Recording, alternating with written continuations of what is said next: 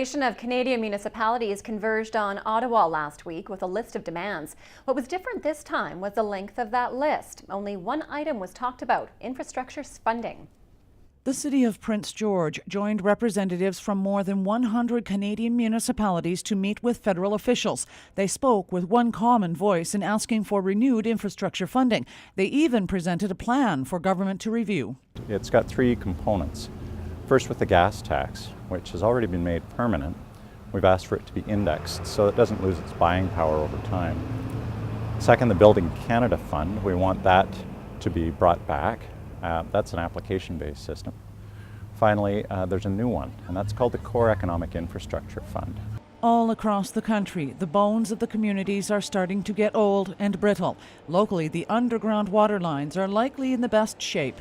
A lot of our underground infrastructure has a very long service life, some of it in excess of 100 years. The water mains, for example, we estimate have on average an estimated service life of about 80 years.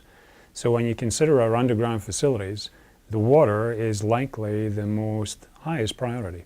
What we drive on every day, though, is another matter. Our roads are in the roughest shape of all the infrastructure.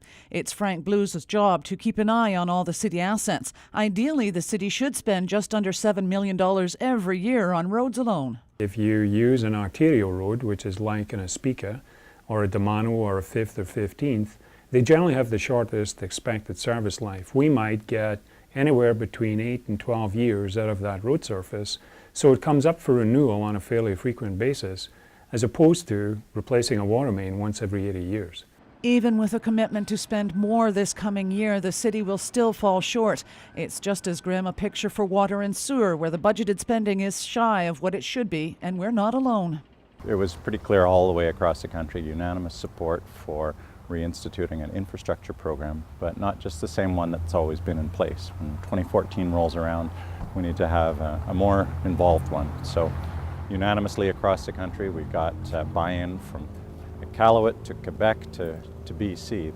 The Federation of Canadian Municipalities is also asking that whatever Ottawa plans to do be over an extended period, like 20 years, so municipalities can do some planning. It's hoped Ottawa sets out the details in the upcoming federal budget.